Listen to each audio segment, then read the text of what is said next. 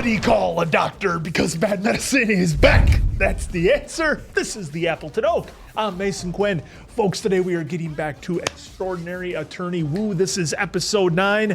Some big things happened in the previous episode, so let's see how things go with Woo, Mom, and Dad, and everybody else involved. This is going to be wild. Yeah, I'm your daughter, and I want nothing to do with you, so I'm definitely ready, willing, able to see where that leads us. Yeah, I had a few episodes kind of on the same topic, which I think was relatively new for us, but the overall picture that is being painted with Woo's life is kind of a continuous journey, and as these guys said, huge news from the last episode, so I'm curious as to how they're going to balance what's going on in her life with the professional side of things. All right, without further ado, then let's go!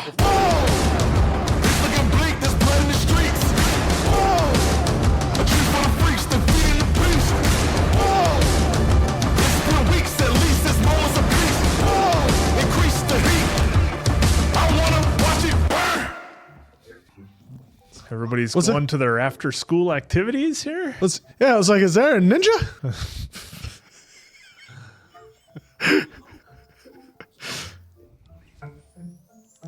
He's got his protein shake there. Oh, Sure, wait, he's not never driving. mind. He's not the driver.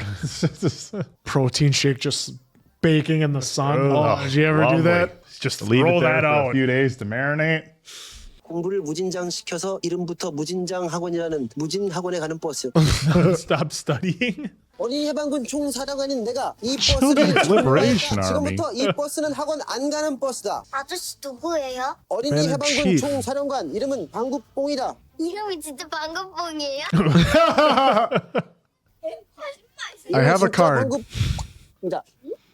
Oh, well, everybody's having a laugh. 입대를 원하지 않거나 학원에 가고 싶은 어린이는 지금 당장 버스에서 내려라.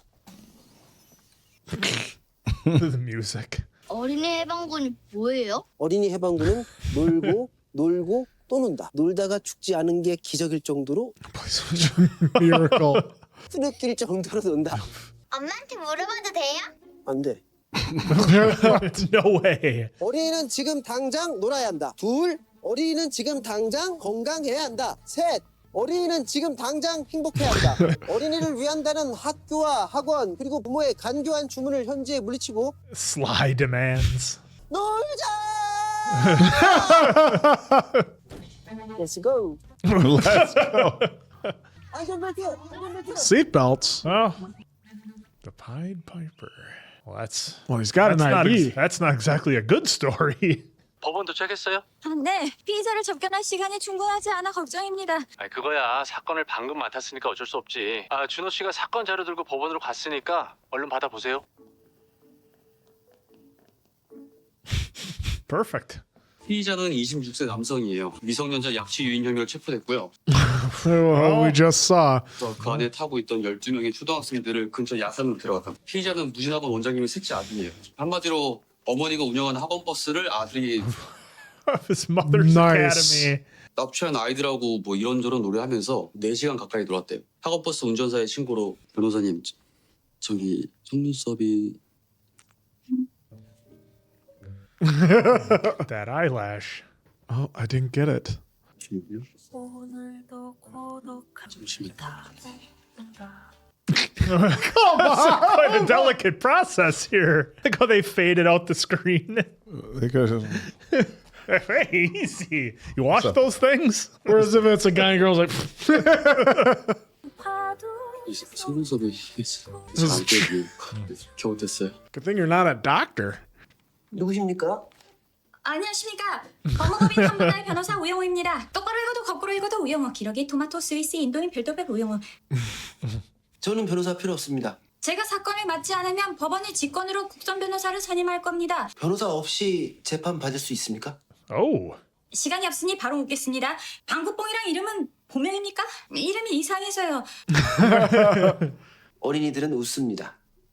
아까 뭐라 그랬죠? 그게 아까 길어. 근데 재미가 없어요. 적어도 우주 곧지.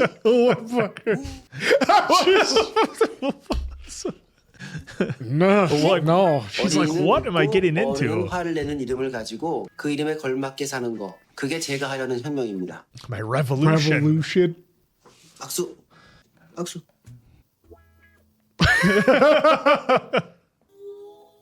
맞습니다.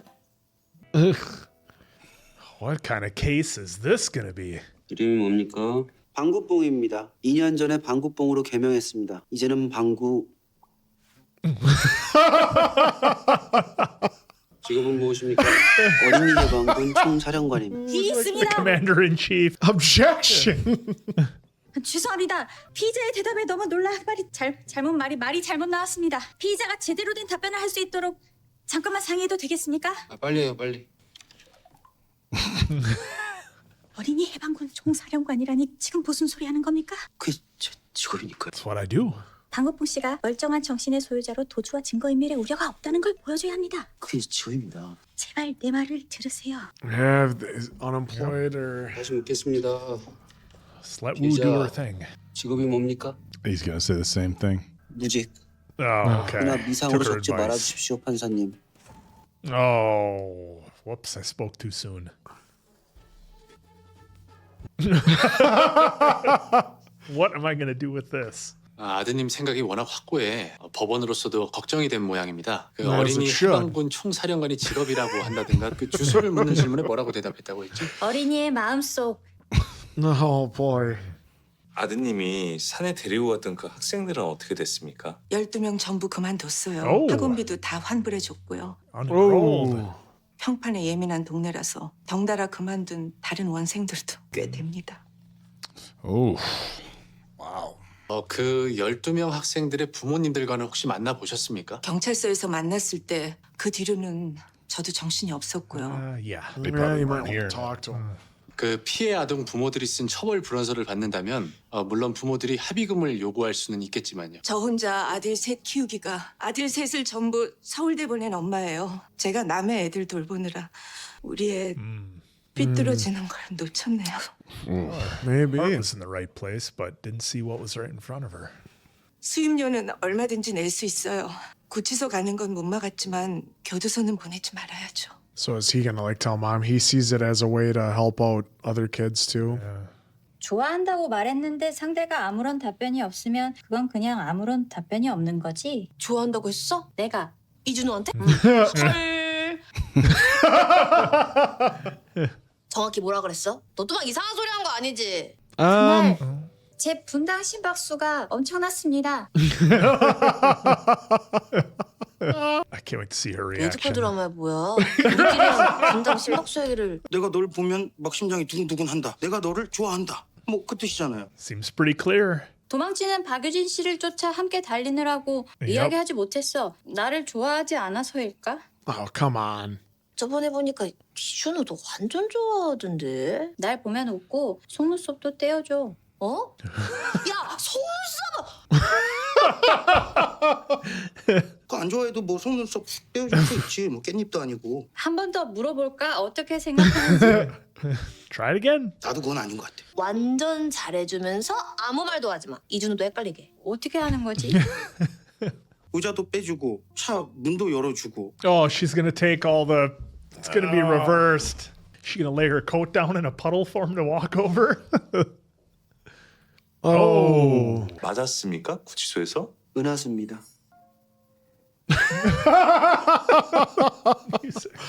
It's the Milky Way. 감염될 가능성은 충분합니다. 근데 그러려면 방봉 씨가 본인의 잘못을 인정하고 미성년자라는 표현이 조금 거슬립니다. 피해자들을 산에 데려간 후에는 피해자라는 표현도 조금 어린이 해방군이라고 합시다.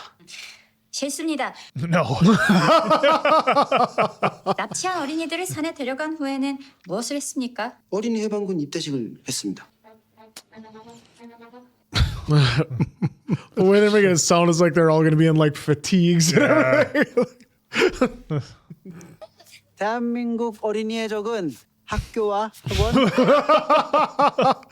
그들은 행복한 어린이, 그들은 불안해하는 어린이, 복종하는 어린이를 원한다. 어린이들을 더 바빠지게. 인정! 인정? 나에 대한 인정인가? 인정! 지금 당장 행복한 어린이를 위해 노래한다. 얘들아 하면 놀자 하는 거야? 얘들아! All right, everybody go play.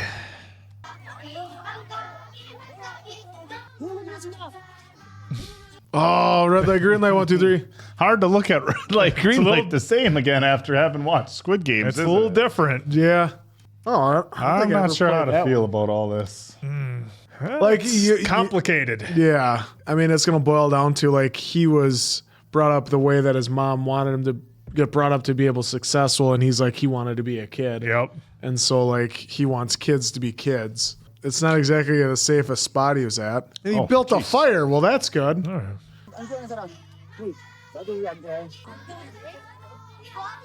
Just feeding the kids. Did we check on allergies or any sort of dietary restrictions or anything? 그 기발한 놀이를 해야겠다는 그 생각이 탕술에 찌든 어린이 캠프 체험 없는 체험 학습을 만드는 겁니다. 그럼 놀이 사라져요.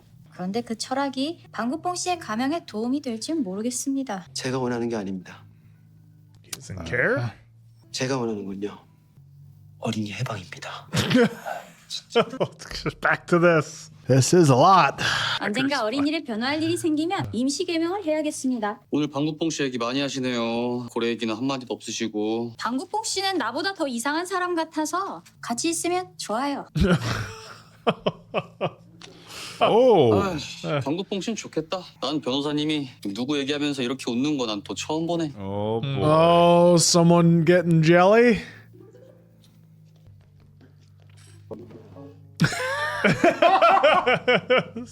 See what I did? 왜? 시골에 들고 있어 의자 빼기가 불편하지 않습니까? 여기 앉으십시오. Well, he can do the same thing you did, which is set the tray down. Yeah. That's what happens when you take Harry's advice. I mean, it's generally the other way around. 제 단무지를 더 드릴까요? 아 아니요. 단무지 괜찮아요. 그럼 식사 맛있게 하십시오. The sound effects. 미숫가루를 마셨더니 갑자기 온몸이 나른해지대요. Oh, yeah, that's not going to help either. 산 밑에 주차돼 있는 겁니다. 너무 놀라서 핸드폰을 보니까 Oh, this is 4시간이 넘게 흘러가 있고요. 그럼 증인은 잠에서 깨자마자 바로 경찰에 신고를 한 겁니까? 네, 무슨 피리부는 사나이 마냥 애들 그냥 쫙. Pied Piper. 피고인이 증인에게 미숫가루를 건넸을 때 증인은 피고인이 무진학원 원장의 아들이라는 사실을 알고 있었습니까? 예. 피고인이 건넨 미숫가루를 아무런 의심도 하지 않고 받아 마셨다는 거죠. 아, 그렇죠. 원장님 Why would 아들이 he? 미숫가루에 뭔 약을 탈 거라고. Yeah, expect he's just there to, hang out. 미숫가루에 약을 탔다는 것 또한 증인의 추측입니다. 증명된 사실이 아닙니다. Purely 아닙니다. 이유 speculation. 없습니다. Oh, this guy's He's gonna gonna sink admit it. his own case. 변호인이랑 같은 편인 건 Yeah. 알고 있죠? 저 재판장님. 기사님 말씀이 다 맞고요. 학원 버스 정복해내라고 무진학원 간 것도 맞고 제가 미숫가루에 수면제 타서 With pills, can't just go around drugging people. Take that away from you. You don't speak anymore. 무진학 원장님이세요? 처벌 불원서를 한 장도 못 받으셨다네. 그럼 피해 아동 부모들이 무진학원을 상대로 Yeah, it's 단체 the 소송까지 parents. 생각하는 것 같대. 제가 어린이들을 만나보면 어떨까요? 그 어린이들한테는 어쩌면 신나고 재밌었던 추억일지도 모릅니다. 어린이들이 부모를 설득해줄 수도 있어요. That's interesting. Yeah. 가뜩이나 지금 부모들이 애들 안전 문제로 예민할 텐데. 그럼 섣불리 접근하지 말고 길을 걷다 우연히 마주친 느낌으로 자연스럽게 접근하면 Just 어떨까요? happen to bump into him. Seems a little bit. Yeah. 가능할까? 우변인데? 네? 이거 우변이랑 같이 가주든가. 그럴까요? 너무 무리해서 설득하려고 하지 말고 그냥 사건에 대해서 학원 끝나는 시간쯤 뭐 아이들 동선 비슷비슷하니까 우선 학원 가러 가볼까요? He's got a shirt unbuttoned. I mean, he's got an undershirt on, but Yeah. Oh, she's going to he's walk on the other inside. side. 차가 인도로 들이닥치는 상황을 가정해보면 길 안쪽이 더 안전합니다. 그런 상황을 가정해 본다면 제가 바깥쪽으로 걷는 게 좀 더 낫지 않을까요? 제가 변호사님보다 좀 더 빨리 피할 수 있을 것 같은데. Boxing him out, not letting him. No.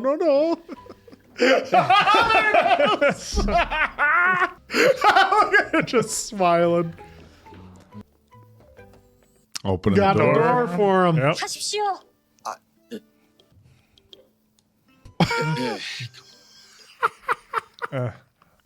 변호사님. See, it's doing a little homework, a little light reading. 아, 방구뽕 씨 압니까? 알아요. 우리는 방구뽕 씨 친구들입니다. 저녁을 지금 먹는 거예요? 밤 9시가 넘었는데? 무슨 학원 다닐 때는 밤 10시까지 아무것도 못 먹었어요. Wow. 학원은 다 자물쇠 반이라서요. 그게 뭡니까? 학원 끝날 때까지 아무도 밖에 못 나가는 거예요. 화장실 가고 싶으면 손들어서 허락받고 가야 돼. 그쯤 되면 학원이 아니라 감옥 아닙니까? Well, 망했다. 저 늦었어요. 스터디 카페 가야 되는데. 이 시간에요? 무진학원 그만두고 새로 다닐 때 찾을까지 뒤처지면 안 되니까요. oh, 방구뽕 아저씨 감옥 갔어요? 지금 구치소에 있긴 한데 교도소에는 아직 안 갔습니다. yeah. Not improved. 저기 횡단보도 건너면 편의점 있는데요. 그때 상 같이 갔던 애들도 있을 거예요. 걔네한테 물어보세요. Because it was so much fun. 이 근처 학원 다니는 학생들은 밤 10시가 넘어야 편의점에 오나요? 네? 그쵸. 그때 학원들이 끝나니까 10 p.m.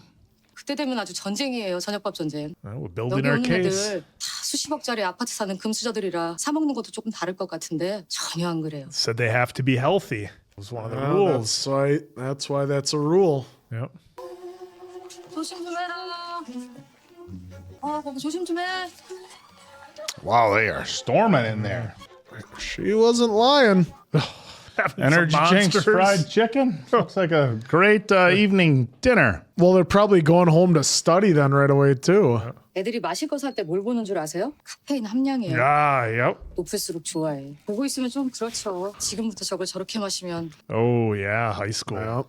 We have here's the kids being pushed. 잠을 푹 안 재우니까 애들이 좀 저기 보이죠? 딱 저런 애들. Oh, Acorn. going with the acorn. 토토리. 토리. 저 혹시 방구뽕 아저씨 알아요? 우리는 방구뽕 아저씨 친구들이에요. 저 방구뽕 알아요. 저도 알아요. 아니 근데 왜 울고 있었어요? 얘 오늘 미장 받아서요? 그게 뭐예요? 10시까지 미션을 다 못 끝내면 수학 문제 푸는 미션이요. A mission solving math problems. 이 3시부터 10시까지 수학 문제를 푸는 게 초등학생의 미션이라고요? 엄마치다. 저 이제 갈게요. 저기 방구뽕 씨가 감옥에 가면 좋겠습니까? 그럼 혹시 방구뽕 씨랑 또 놀고 싶어요? Yeah, mom's over there honking. Yeah. We gotta move on it. Come on, we're double parked over here. 야, 이세화! Thought the subtitles would help us out on Yeah, that one. like cheat for us. Wonder what was said. 1살밖에 안 된 어린이들이 학교와 학원에 갇혀 매일 12시간씩 공부를 하느라 제대로 먹지도 자지도 못하고 있습니다. 마치 좁은 수조에 갇혀 매일 There's our reference. 방구뽕 씨가 학대당하는 어린이들을 구조해 긴급 조치를 취한 거라고 주장하면 어떻겠습니까? 아니 애들을 학교랑 학원에 보낸 게 학대라고요? 아니 그럼 경찰에 신고를 했어야지. 왜 애들을 납치했대? 미성년자 약취 유인은 Well, he's not helping at all, the defendant. 본 사건은 어린이들의 동의를 구한 경우였다고 주장하면요. 미성년자의 동의만으로는 안 되잖아요. 저 오영호 변호사, 나도 피고인 상황 안타까워요. 근데 그럴수록 우리는 정신 똑바로 차려야지. 피고인이 늘어놓는 궤변에 휩쓸려서 자꾸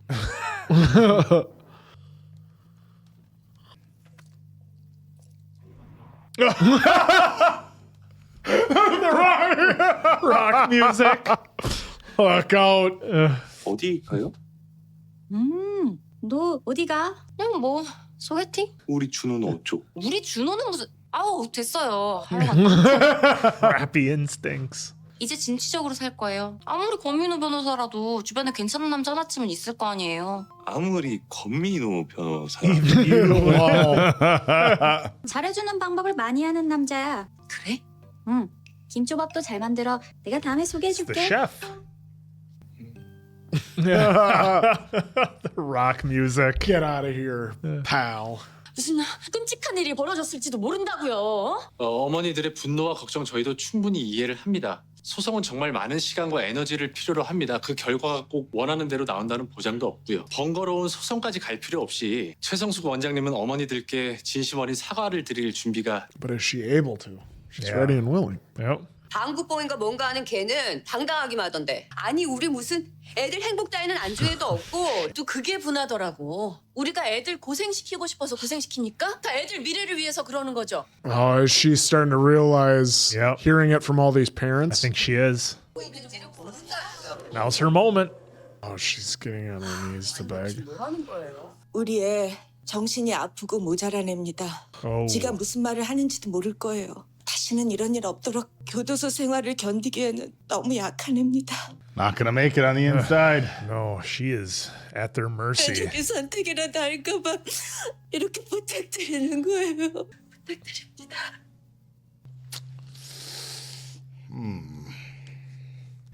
11장 정보 확인했습니다. 서명 날인 다 받았습니다. 이게 다 원장님의 진심 어린 호소 덕분입니다. Okay.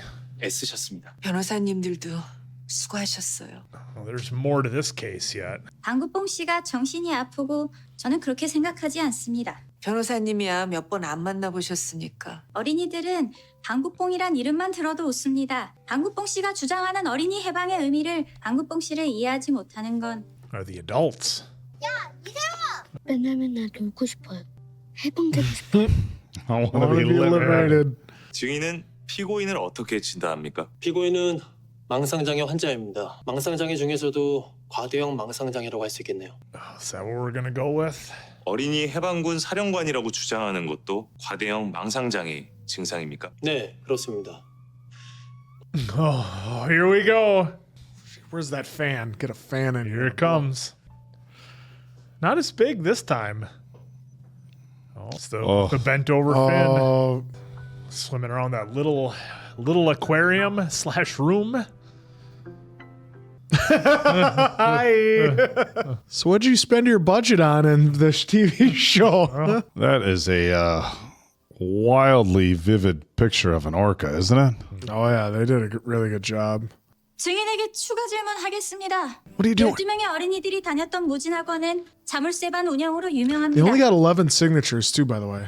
학생들을 종일 붙잡아두고 공부만 시킨다는 뜻으로 무진학원에 다니는 어린이들은 학원이 끝나는 밤 10시까지 하루에 화장실을 2번 이상 다녀오는 어린이는 공부할 준비가 안 되었다며 Oh, more than twice. 무진학원은 숙제를 안 해오는 어린이를 체벌해도 좋다는 학부모의 동의서를 받는 걸로도 유명한데 Just got to get sympathy with the jury. 이런 사실에도 불구하고 증인은 여전히 피고인의 현실 해석과 신념이 망상장애 환자라 할 만큼 왜곡됐다고 보십니까? 영업에서 뭐 하는 겁니까? 조금 더 들으면 안 돼요. 그런데도 대한민국 어린이의 적이 학교와 학원 그리고 부모가 아니란 말입니까? 이 증인은 변호인이 신청한 증인이에요. 왜 변호인이 나서서 That would damage the defendant. 현존하는 사회체제에 반대하는 사상을 가지고 개혁을 해야 하는 행위를 함으로써 성립하는 죄를 지은 사람 There we go. 사상법입니다. 그건 피고인의 가명에는 도움이 될지 모르지만 피고인의 변호인으로서 피고인의 사상 그 자체를 변호하려고 하는 겁니다. It's ideology. 변호의 뜻이 어떠하든 재판장으로서 내가 묻고 싶고 피고인이 저지른 행위를 반성합니까? 반성하지 않습니다. 앞으로도 이와 같은 범죄를 또 저지를 거예요? Oh, Oh, look at the way they're looking at him. dude. You can't just take people's kids, though. Yeah, this is. Yeah, but if the jury finds him innocent or they agree with it, 위험부에서 이대로 그냥 두실 겁니까? 사전에 협의되지 않은 돌발 행동으로 재판을 막지 않습니까? It's not about the wins and losses. 전에도 이런 얘기 하지 않았나? 그때는 우변이 무단 결근을 해서 페널티를 줘야 된다고 했었죠. 권민우 변호사 페널티 되게 좋아하네. 그래서 게시판에도 그런 글을 쓴 겁니까? Oh, shit! yeah. Well, I mean, we kind of knew. Well, Yeah, but him calling Yeah, him but- correctly. 매사에 잘잘못 가려서 상 주고 벌 주고 난 그렇게 일 안 합니다. It's not how I work. Exactly. He's done a pretty good job with the way he does things there, pal. Just need to have a little communication. Yeah, put on a hat and a hoodie and go write some more posts. 우영호 변호사님께 감사드립니다. 저희 어머니는 뭐라고 말씀하세요? 어머니께서는 다행히 이해해 주셨습니다. 피고인의 반성하지 않는다는 진술은 가중처벌 요소입니다. 제가 최후 진술하는 날 어린이 해방군들을 재판에 불러주십시오. Can you invite them without You kind of got to go through the parents. I think you do, yeah. 해방군들 기억 속에 마음껏 논 대가가 결국 징역형이구나 이렇게 기억될까봐 두렵습니다. Oh, that might be a bad message. Yeah, because it looked like some of those kids were doing worse. Like they had to go to the study thing. 단 한 번도 부끄럽게 생각하지 않았다는 걸 보여주고 싶습니다. 갑자기 이런 말씀 뜬금없지만 공부 잘했습니다. 졸업하기 전에 사법시험도 합격했습니다. 우영호 변호사는 어디 나왔지? 저도 서울대에 나왔습니다. 변호사가 되어야겠다는 꿈을 일찍 가진 것이 제 좋은 성적의 비결이지 않았나 싶습니다. 김민지 학생이 이번 재판을 방청한다면 김민지 학생의 성적 향상 및 판사, 검사, 변호사가 일하는 모습을 코앞에서 본다는 게 이게 They're selling themselves to the kids, or to the parents to get the kids there. And they know that that's a way to get to the parents' hearts because they want them to be doctors, lawyers. That's what they're even saying in their 11 meeting. 그래 주시겠어요? 나는 우리 딸이 이과 쪽이라 생각했는데 갑자기 로스쿨 간다고 하면 어쩌나? My God.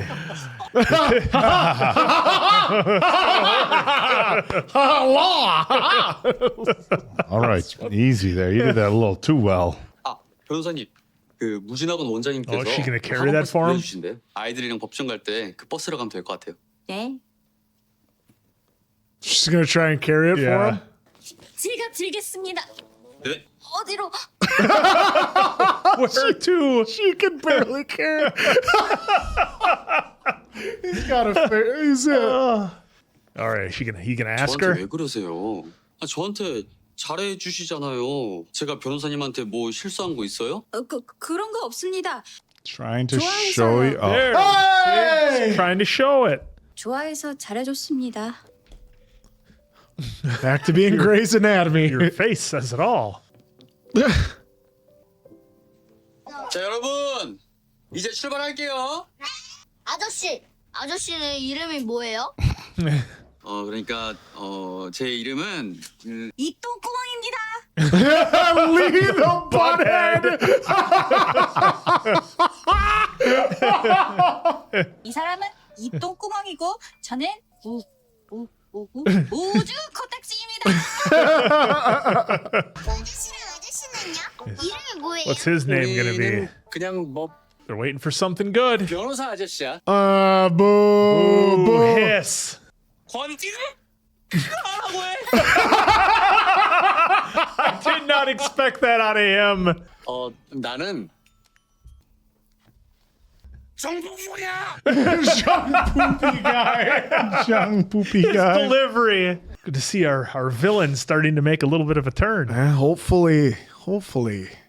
마지막으로 하실 말씀 있습니까? 어린이를 키우는 어른들에게 몇 말씀 드리겠습니다. 어린이는 지금 당장 놀아야 합니다. 불안이 가득한 삶 속에서 행복으로 가는 유일한 길을 찾기에는 너무 늦습니다. 하나, 어린이는 지금 당장 놀아야 한다. 둘, 어린이는 지금 당장 건강해야 한다. What? Monsters and food on sticks isn't healthy? Yeah. 피고인 외에는 발언할 수 없습니다. 재판장님, 저 어린이들은 본 사건의 피해자들입니다. Victims are allowed to talk. Yeah. 판준 자신의 의견을 진술할 수 있는 권리가 있습니다.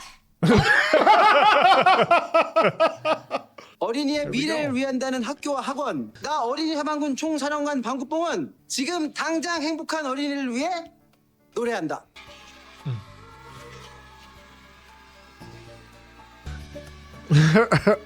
See? Everybody's happy. Order in the court.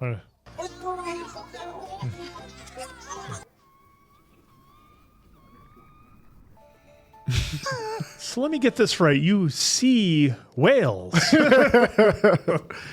So how does this case end? The parents drop the charges, maybe?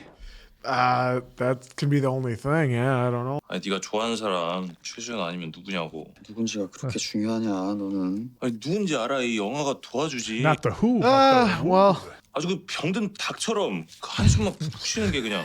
old sick dog. 좋아하는 그 다음 뭔가 이게 보통 일이 아니라는 생각이 들고 엄청난 각오가 있어야 할 것 같고. you think he figured it out? 100년 가용맨니? 아니 뭐가 그렇게 심각해? 얼마 못 갈 것 같은 마음인가 봐 사실은. 아니야, 그런 마음. 다 그러면 다 나왔네. Hey, you saw her in a wedding dress, pal. You saw maybe your future. No, like now? We're doing this now? 관계를 진전시켜 보라는 어떤 운유적인. There you go. Metaphorically.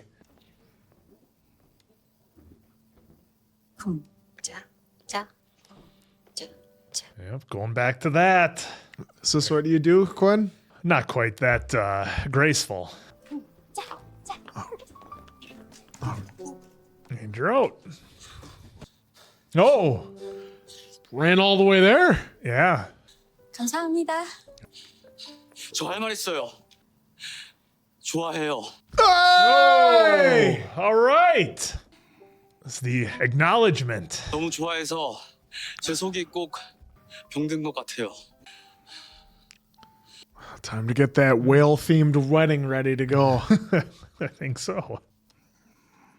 So, Dad, I met someone. Yep. Oh, who's walking in? Oh.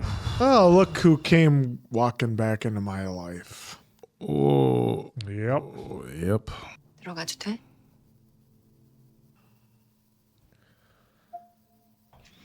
Well, you're here now. Oh, and first I was like, what's going on here? well, But and that's going to be from the political thing she's trying to do. 이 시간에 수행원도 없이 혼자 김밥집에 왔다. 우영우면 그 한바다 배너죠? really, you would have put it together that quickly? Right. And now that's the cliffhanger from our third story. The kids are riding the whale.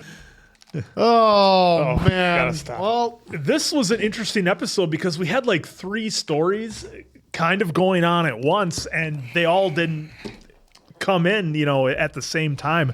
Of course, we can talk about the case itself, which, I think Wu saw a little bit of herself, in just the relations with the son and his mom and how that relationship was kind of strained. And I think maybe she might have took a little bit of that personally, and also saw, the happiness of the kids. Cause I think that's obviously the big thing here, how hard are these kids being pushed? And I thought they did a good job cause like at first when I was watching it, I'm like, well, there's like zero chance this guy's going to get away with it. He's sabotaging his own defense, but they found a way to make it work. And I thought maybe they were just going to go for sympathy with the jury, if that would be enough to weigh it. I don't know how the legal proceedings go over there, but I thought that might do it. But yeah, the fact that they were able to convince the parents and to show the parents how much fun that the kids were having here, and that there's more to it than just all the nonstop studying and staying there till 10 o'clock at night and having to eat, microwave noodles and monsters for dinner. And it was so well done with the way they wrote the story that it surprised me, because I thought it was going to go one way, and they were able to pull it off and go another. And of course, it was with Wu having her moment there. So for story number 1 that we had in this episode, I really liked how they did that and how they tied everything together. Because I think it's always tricky when you're dealing with things like that. yeah, because we're wondering. Like for me, it was like his 3 rules was, always play, but then one was be healthy. I was like, okay, what, where is he going with this? Like, cause we saw the kids, like, I was just figuring it's just the classic after school activities that they're going to do. Constant. Well, then we find out that, the parents, and the thing is, they actually know about this stuff, and they signed off on it. Signed consent forms that, they don't have to, they can discipline the kids. They can do this. They can do that. So I understood where he was coming from. We had the whole as well too, like you can't just take the kids. We have that.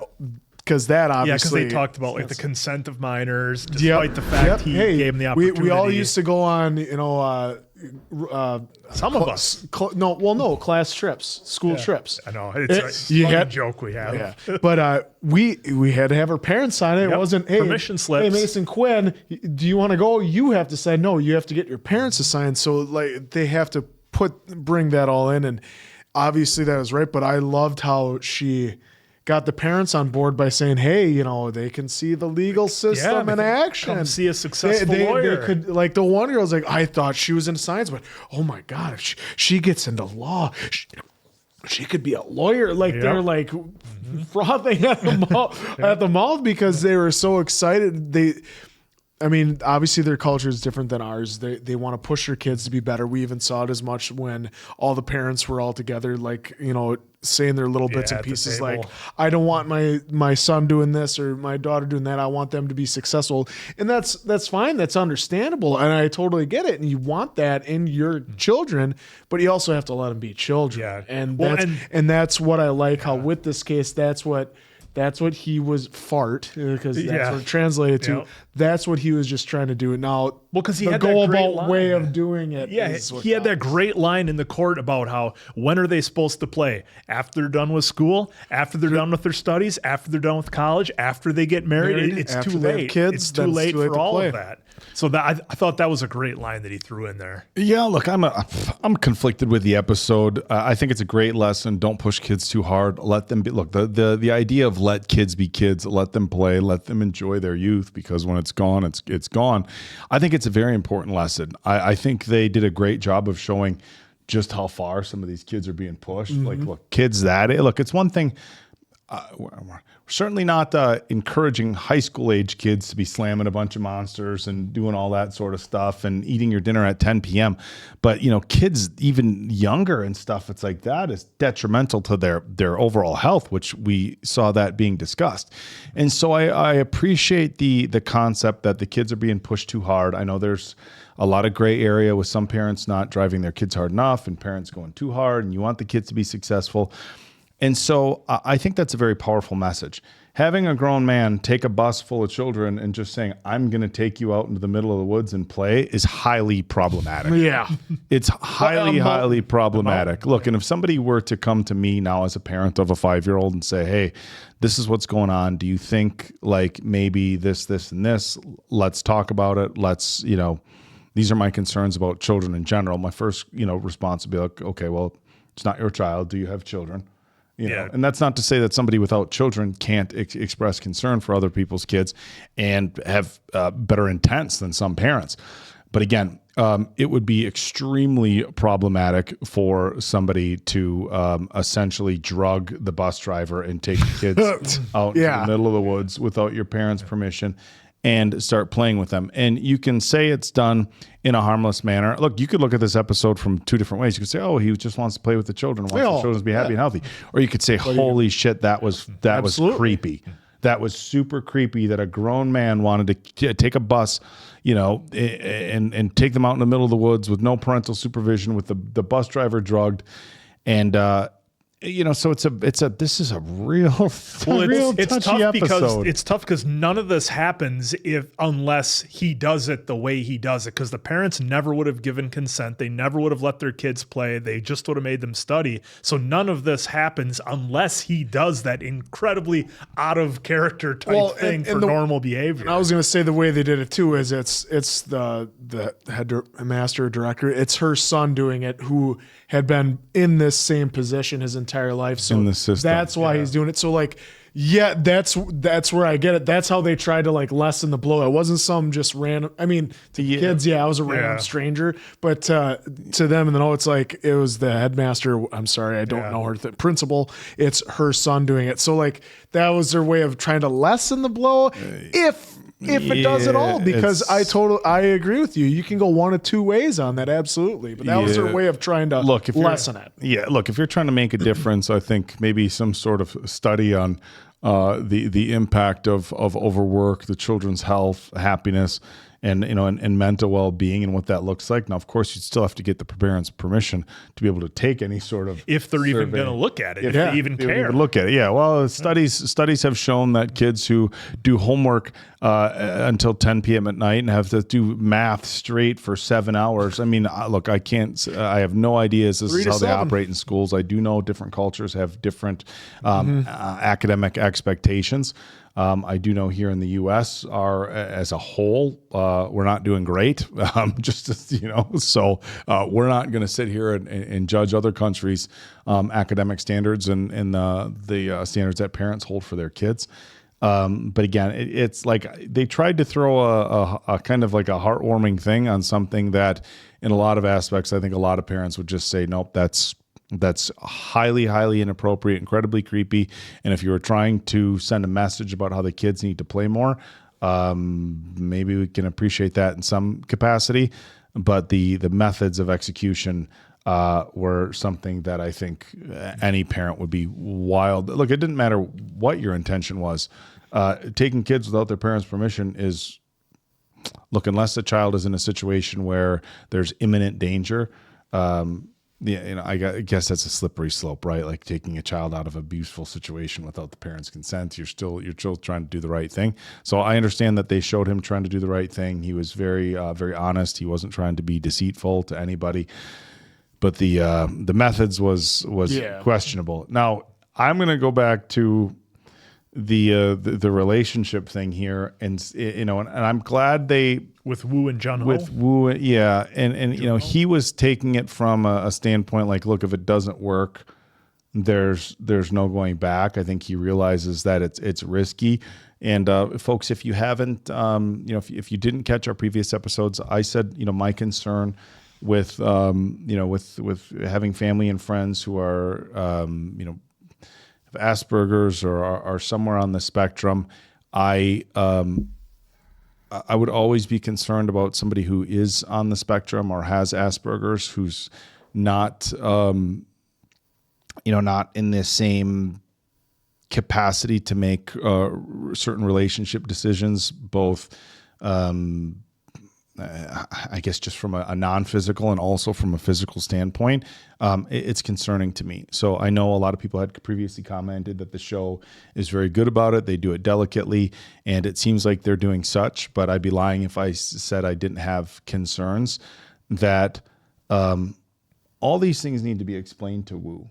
And I think there's a general sense for the audience to want her to be genuinely happy, right? You want her to be happy, and you want, and such is anybody with, a cognitive disability. Like, you want them to be able to experience the same happiness as anybody would be able to. But there's also concerns in the methods and how they go about it. So I think the show did a good job with it. I have concerns and cautions moving forward, but at this point I think they're doing a good job with it. Yeah, I mean, because this was the big reveal in I guess I'll call it storyline number 2, was that Jung Ho, admitted how he felt. And you bring up a solid point, because even the things that he said here about how he kind of led into it, who knows how Woo takes that for what he's saying, like as far as pulling out the chairs and walking on this side of the street, etc. But I'm glad that he was able to deliver it in a way where it was like obvious as can be where his intentions were.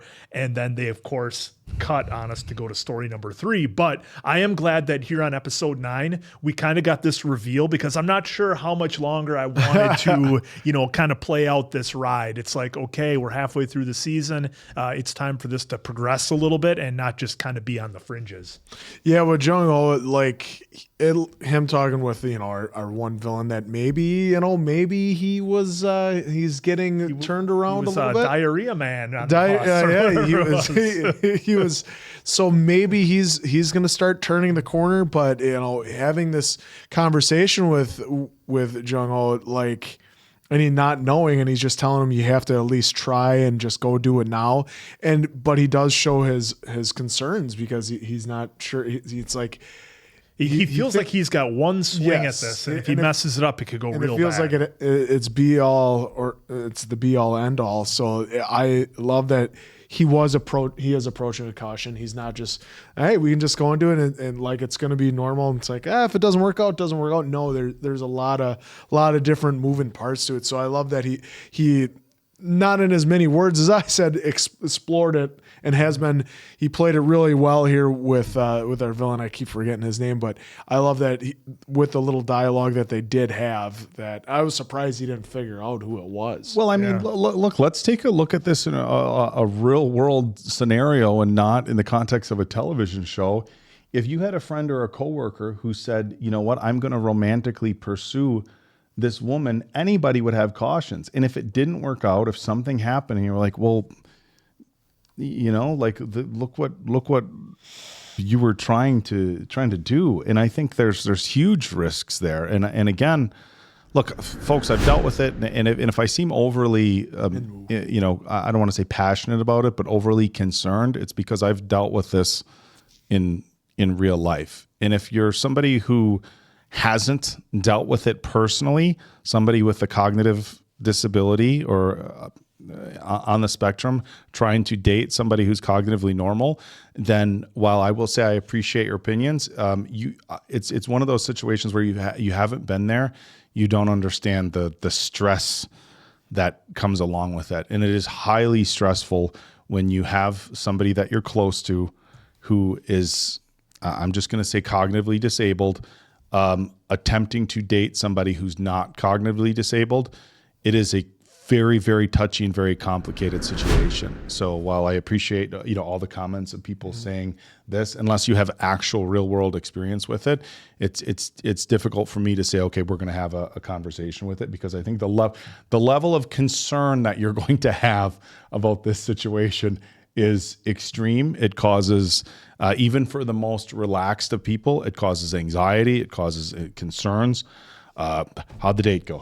What happened? Take me through everything that happened. What happened?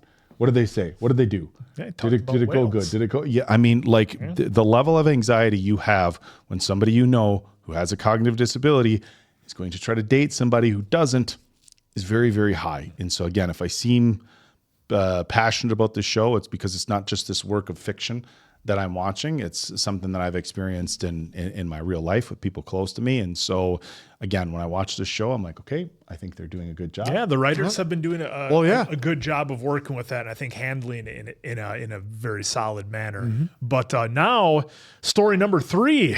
Well, the dating was our main story. Yeah. This is our sub story B throughout the season. Is we got our sneaky photographer taking pictures with Sumi visiting Wang Ho, and her whole political ambitions could be at risk here, by saying what she said. And in the intro, I wanted to see where they were going to go with this, and we hopefully are. I mean, hopefully next episode we pick up right here in this conversation, because I'm interested to see how they take it, because remember, they told him that you're not to contact her and not to seek her out at all. By any means necessary. This is your kid. And even when he asked, is she okay after the birth, to see if she was happy, healthy, and everything. You don't even get. Nope. You don't even get to know that. So, so now I'm really interested to see how this dynamic is going to play out. So is mom going to try to reconnect here? And by doing that, will that damage her political ambitions? I mean, it certainly will, because they asked her flat out if you have any kids that we don't know about. She lied about it. So there's that. But I think, hopefully she realizes, kind of what's important in her life. And, hopefully by the later episodes of the season, maybe there's some kind of reconnect between those two. Well, yeah. And I wonder if this is, I'm worried about this situation, because I wonder if, we don't know what she's really like. Is she going to dad to be like, oh, hey, by the way, I'm running for office and I'm trying to do some preemptive damage control. So if somebody comes and asks you, I need you to say this or that. Because I think, running for any sort of political office, I think anybody, if they said, I had a child at an age where I wasn't really ready to become a parent, and we gave that child up for adoption, I don't think people would take that. At least I certainly wouldn't hold that against somebody as far as giving them my vote. Now, the circumstances under which she, was just like, I'm walking away here, don't ever contact me, you're not allowed to, the circumstances under which they found themselves, people might not be as understanding or might judge her for that. So is she coming to dad to try to make some sort of amends for past behavior? Does she feel guilty? And look, from a financial standpoint, they've, again, I don't know how much lawyers get paid over there, but over here, somebody who is the head of a large, legal firm would be financially well off, to where if a political career didn't work out with them, they would still be okay. But is she here to try to make amends, maybe apologize, maybe just say, hey, this is where I was at the time, and who knows? Or is she trying to do damage control for what she thinks is going to happen? And we saw the guy out there. To feel him out first. We saw the guy taking pictures. So this is a very curious story that could go a number of directions. Take your time over there. Answer. The other thing that we'll say, I guess, sub-story 3A would be our notorious villain from the law firm who, of course, wrote the anonymous letter. I like that he got called out a little bit by Jung there, and hopefully it's maybe the start of a bit of a redemption for him, being like, hey, if you have a problem with somebody, essentially go talk to them about it. Don't look for rewards and punishments and that sort of thing. So hopefully that's the start of a turn for him. Well, Answer, you brought it up, and I think the boss calling him out on it, not just because it's one thing if the other coworkers like, hey, we know it's you. It's another thing when the boss comes out. It's like, that's not how we handle shit here. Because now, who is that letter trying to appeal to? Your boss. Well, boss is going to be like, oh, no, dude, I'm the boss, and I'm telling you that's not how we handled it. And Answer, again, you brought up when they were on the bus, and he's like, oh, I'm Mr. Diarrhea or whatever. I think that was them showing him to be like, okay, I'm going to try to be part of this. I'm going to try to be part of this team. And I'm going to, you know what? I made a mistake. I went about it the wrong way, and now I'm going to try to shift my behavior. So I think that was the step of a redemption. What I'm wondering though is it seems like anytime he does that though, they show him in like the group setting, and he's then all of a sudden a team player. So I think he's one of those that he's like, I'll be there when I have to be showing up you for have the boss. To force Yeah, me to yeah, do I it. see what That's what I'm worried. I'm hoping that he turns the corner and becomes someone that's on our team that we're like, good. I'm glad he's on our team. Not one of those like, yeah, he's on our team, but every so often he's gonna be like, you know, Woo Young Woo, she's getting everything handed to her. Yeah, I was kind of hoping in that shot that they did, it was like a moment of kind of self-reflection for him a little bit when they held the camera on him there for a minute. Oh, yeah. So, hopefully that's kind of what that was implying. So I guess we'll have to find out later on. And we shall. And hopefully you guys are enjoying this as much as we are. So for Appleton Oak, Mason Quinn, of course, Answer. We'll catch you on the next one, pals.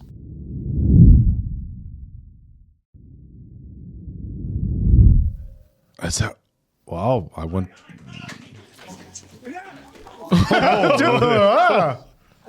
진짜 나 아무 짓도 안 했는데 아무 짓도 안 했다는 새끼가 그리 도망을 Bastard. 영장 있어요? 예? 뭐래 영장 같은 소리 한다 어디서 경찰 드라마 좀 봤나 봐 구속영장이 없으면 불법 체포입니다. 불법 체포라뇨 이 아가씨 큰일 날 소리 하네 도주하는 피의자를 우리 경찰이 긴급하게 붙잡은 거라고 이럴 때는 영장 없어도 되는 거 검사 또는 사법경찰관은 피의자를 체포하는 경우 피의 사실의 요지, 체포의 이유와 변호인을 선임할 수 있음을 말하고 Shall notify. 일명 미란다 원칙이라고 하는데 모르십니까? 그럼 나 지금 불법 체포다 그거 다 지금 씻고 있죠 그 SNS에 싹 다 뿌려버려요 그냥 아가씨가 무슨 변호사라도 돼요? 네. 법무법인 한바다의 변호사 우영우입니다. 똑바로 읽어도 거꾸로 읽어도 우영우. 별도별 우영우. 수가 풀어. 네? 수가 풀어. All these months of work down the drain. Yeah. 당신은 변호인을 선임할 수 있고 불리한 진술을 거부할 수 있으며 체포 적부심을 신청할 수 있습니다. 됐어요? 아니요. 등현 씨가 어떤 혐의로 체포되는지를 알려주지 않았습니다. Charges. 장애인에 대한 중강간. Wow. 지적 장애를 가진 여성을 성폭행했다고. 자, 됐습니까? Oh, wow. What a turn. That took, yeah. 진짜로 와주셨네요. 한바다의 기러기 토마토 변호사님을 꼭 좀 불러달라고 우리 부모님한테 얼마나 졸랐는지 몰라요. Kayak deep attorney. 기러기 토마토 변호사님이라고 부르고 싶은데 그래도 돼요? 안 됩니다. Absolutely not. 지금 장애인 준강간으로 기소됐어요. 처벌이 얼마나 무거운 범죄인지 아세요? 무기징역 또는 7년 이상의 징역. 진짜 그런 나쁜 짓 안 했어요. 강간이라뇨. 양모봐요? 드방. 제가 혜영이 누나 부른 애칭이에요. 양정일밖에 모르는 바보. 아무리 애칭이라도 바보가 뭐예요, 바보가. 누나도 나 바보라고 불러요. 운율을 제대로 맞추려면 심호바라고 해야 하지 Well, we know what that is. 서로 사랑하는 사이예요. 뭐 가해자니 피해자니 그런 거 진짜 아니에요. 신체적인 또는 정신적인 장애로 한거불능 또는 한거곤란 상태에 있음을 이용하여 사람을 가늠한 경우에도 처벌을 받습니다. 아니 내가 이용하긴 뭘 이용해요. 나 그런 사람 진짜 아니라니까요. 신혜영 씨 이름으로 신용카드를 발급받게 해서 수백만 원에 달하는 데이트 비용을 신혜영 씨 혼자 다 내게 했잖아요. 혜영 누나 좀 살잖아요. 장애가 없는 분이 애당초 어울리면 왜 가입했어요? 원래 그런 모임에는 자원봉사할 사람이 좀 필요하잖아요. 그렇게 어울림 활동하다가 혜영 누나를 만나게 됐고 Oh, this is gonna be heavy. 거기서 첫눈에 반해 사랑에 빠졌어요. 혜영이 누나한테 장애가 있어서인가? 장애가 있는 분들은요 착하고 순수해요. 기러기 토마토 변호사님은 알 거예요. 맞죠 누나?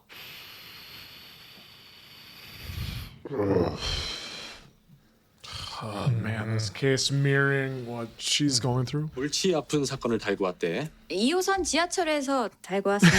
They have it right in front of me. Yeah.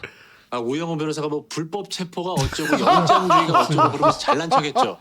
Well, yeah, he did. That's how it happened. You did.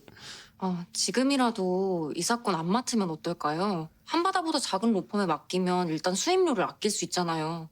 양정현 씨 부모님한테도 그 편이 더 좋을 것 같은데. 뭐 난 그것도 나쁘지 않은 생각 같은데. Balls in your court. 양정일 씨를 변호하고 싶습니다. 너 그 말 같지도 않은 얘기들을 믿어? Well, she's seeing it from the other side. 신혜영 씨와 진심으로 사랑하는 사이였다는 말이 사실이면 좋겠어.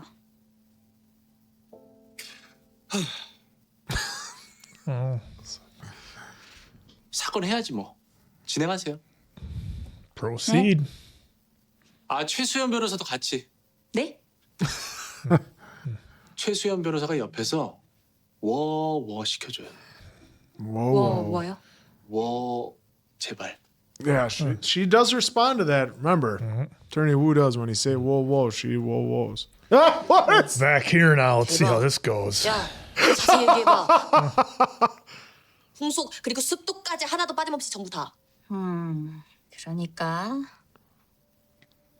Oh, this is gonna be serious stuff here. 좋아해요. 제 속이 꼭 병든 것 같아요.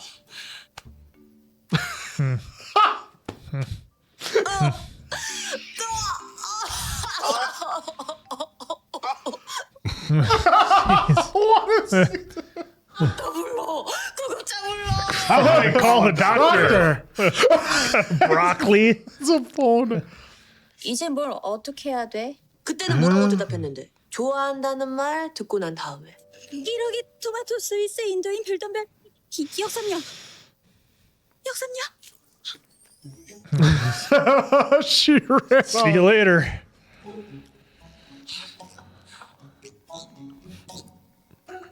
It's kind of a lot right now to deal with. 고 도망치신 거예요? 이 새끼 이거 먹튀했네 먹튀. 무례하게 행동한 거지. 아니 뭐 무례하다기보다는 이상하게 행동한 거지. 어떻게 수습해? 이준호랑 사귀어야지. 뭐 좋아한다는 말 한마디 들었다고 바로 사겨. lock someone down. 밥 같이 먹고 차 같이 마시고 같이 하면 재밌을 것 같은 일들을 하는 거죠. 가만 보면 털보 사장 지식이 참 많아. Harry boss. 나 상상 데이트를 하는 건가? 내가 쟁취할 거니까. 진취적으로 쟁취요? 나 있어. 생각나는 사람. 잘해주는 방법을 많이 하는 남자야. 의자 빼주고 차 문도 열어주고 같이 걸을 땐 길 안쪽으로 걷게 하고 짐도 들어준댔어. The whole list. 제가 소개해도 되겠습니까? 야 나는 나도 소개해도 최근 들어 좋은 남자를 진취적으로 Yeah. Like string sunshine. Yeah. 대단한 분이시네. 야 나는 너는 그럼 언제 소개를 해주실 겁니까? When's it happening? Like a Cupid woo over yeah, here. the use of music in this episode has been really good. It's To let it's us helping know tell when it's comedic, stories. when it's Oh, yeah. serious. 모두 진실을 우변에 합시다. 이 재판이 장애인 대 비장애인 구도처럼 보이지 않게 자폐가 있으니 양해하라는 말 그것부터 하세요. 자폐 스펙트럼 장애가 있습니다. I'm not sure I like where this is going. 그래서 말이 어눌하고 행동이 어색할 수 있으니 양해 부탁합니다. 피고인 양정은 씨와 피해자 신혜영 씨는 서로 사랑하는 연인 사이로 합의하에 성관계를 했습니다. Oh, yeah. 이 양정일 씨와 신혜영 씨는 연인들을 위해 개발된 어플리케이션을 사용했습니다. 다음과 같은 대화를 나눴습니다. 해무반은 피고인의 애칭으로 신혜영밖에 모르는 바보라는 뜻이고 양무반은 이름이면 이름으로 운율을 통일되게 맞추지 않은 점이 아쉽지만 Anyway. 뜨밤은 뜨거운 밤의 줄임말로 성관계를 의미하고요. Okay. 수줍이에요. 수줍다는 단어를 변형한 표현인 것 같습니다. 유사한 변형으로는 언제 끝나요? 보고 싶은 댕. 그것들은 알겠어요. 설명 안 해도 돼요. He just slapped himself. 과연 성폭행 가해자와 피해자가 나눈 대화일까요? 서로에게 푹 빠진 연인들이 나눈 사랑의 채팅이라고 보는 것이 합당하지 않습니까? 행간을 봐야죠, 행간을. Oh. 저 제비 같은 새끼가 우리 혜영이를 깨어내서 그냥 지가 다 좋은 대로 즐긴 거잖아요. 아니 오늘 왜들 이래요? 저분은 이 사건의 피해자인 신혜영 씨의 어머니입니다. 재판장님의 허락 없이 발언한 건 잘못이지만 저놈이 어떤 수법으로 Oh, this is. 변호사라면서 그것도 구분 못합니까? 어머니 조용하시라니까요. Oh, she's being challenged. Her capabilities. 우영우 변호사요? 저번에 그러셨는데 우영우 변호사 관련해서 뭔가 좀 아쉽다고. 우리 변호사님 표정이 별거 아닌 게 아닌데. 한바다 사내 게시판에서 Someone. Yeah. 우리 아버지 대학 후배라서 우영우 변호사를 한바다에 쓱 꽂아줬다. 그 다예요? That's it? 쪽이랑은 뭐 없고? 태수미요? 그 우영우 변호사가 태수미 변호사 딸이라던데. Oh. All the rumors are getting out.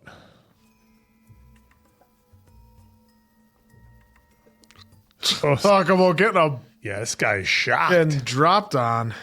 나를 좋아합니까? 네, 좋아해요. 저번엔 그냥 가버리셔서 섭섭했고요. 죄송합니다. 아직도 나를 좋아하면 바로 사귀지 말고 먼저 데이트를 해보면 That's how it works. 네, 좋은 생각이네요. 데이트 시 할 일들을 조사해 목록을 만들었어. So, Did some research. fans of Big Bang Theory, I thought it was an agreement. 집에 데려다 주긴 없어요, 여기? 추가할까요? 오늘은 제가 변호사님 집까지 바래다 드릴게요. 아, 추가.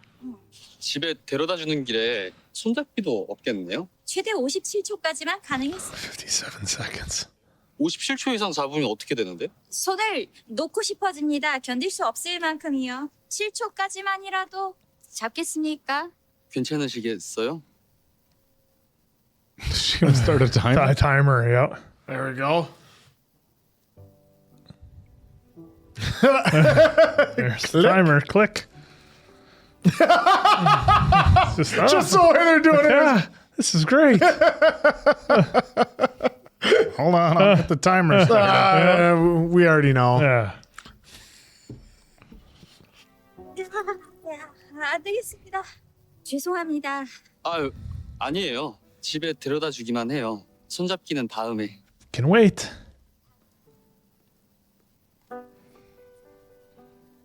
Oh, she walked off Without him. Keep up. He's like, I don't know what to do.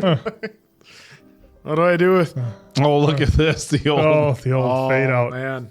3 weeks later. A little bit.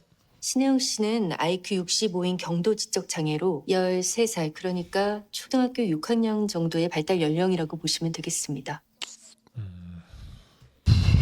피해자의 생각이나 감정에 대해서도 일관되게 표현하고 있어요. 성행위가 시작되자 기분이 나빠졌다.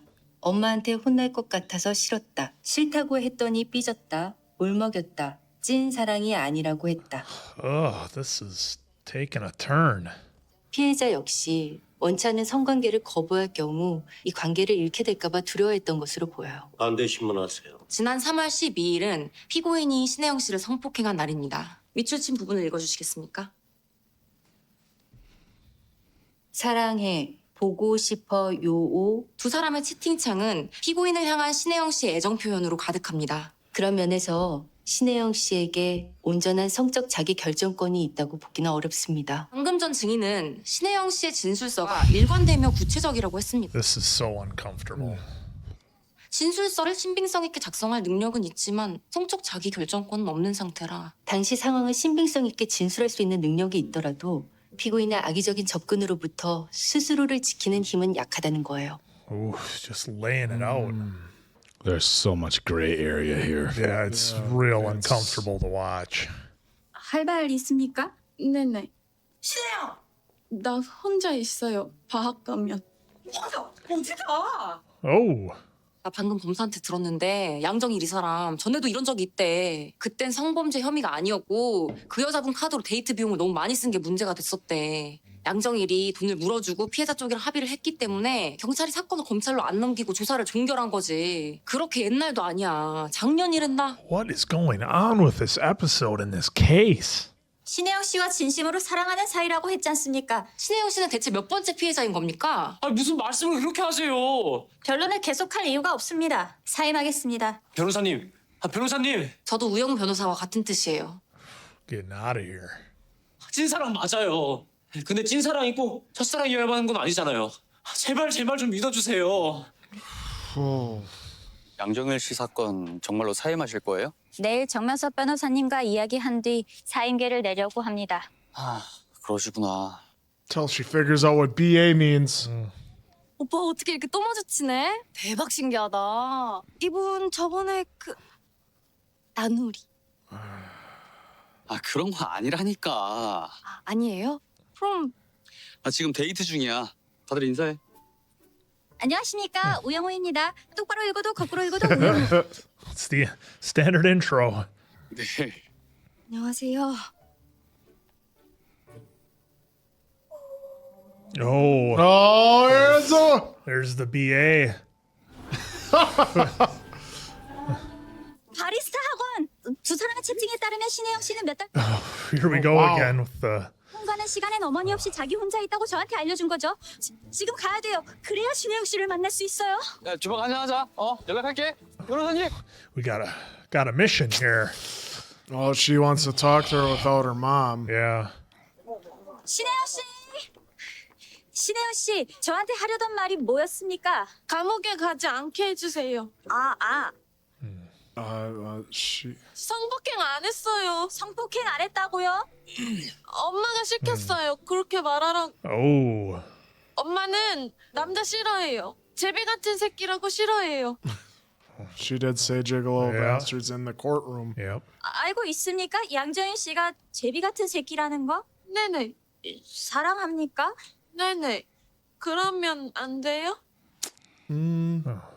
그럼 방금 말씀하신 내용 다음 재판 때 증언해 주실 수 있습니까?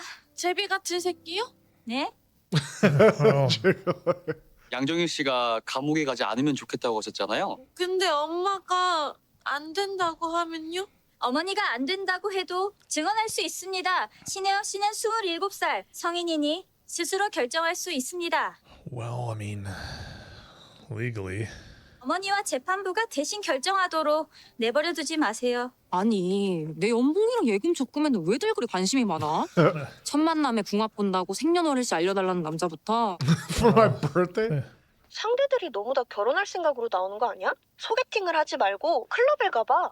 아우 클럽은 무슨 클럽이야. 어차피 죽으면 썩어 문드러질 몸. 아끼다 똥되지. 됐고 나 다 왔어. 끊어. Well, let's see how this goes. Well, at first I didn't know if it was set up or not. I thought she was gonna walk into the restaurant. Oh, he is nervous. Can you imagine?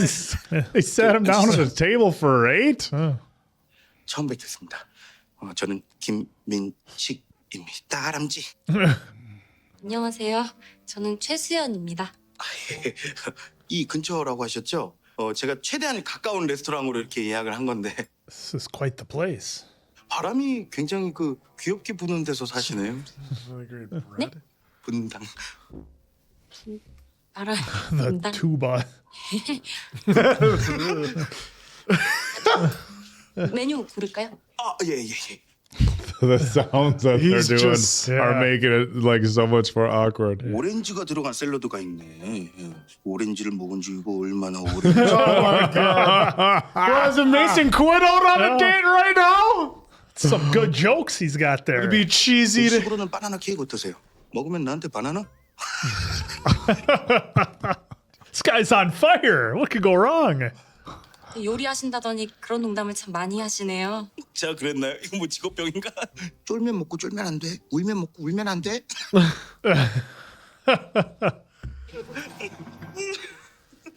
Oh, saved by the buzzing. 아, 괜찮습니다. 이거 나중에 받아보세요. 아니요. 지금 Insist. 철 부사장, 나 수육 먹고 싶어. 어떻게 만들어요? 수육은 뭐 그래 봐봐. 아니야, 나 안 바빠. No, I haven't seen. 수육에 고추장을 왜 넣어? 뭐? Oh no. 죄송해요. 그 집에 불이 나서요. 먼저 일어나야 할 것 같아요. 오늘 시간 내주셨는데 정말 죄송합니다. 불이 나는데 왜? Don't go into the fire. Go into the fire. 철 부사장, 내 얘기 듣고 있어요? Oh no. 차인 것 같은데. 응? 벌써? 아, 뭔 짓을 했길래 가자마자 차요? 방구 꼈어요? I don't know. 차인 것도 아닌데 왜 벌써 차이나? In dinner in a ditch. Yeah, she just hung up too. 야 나와.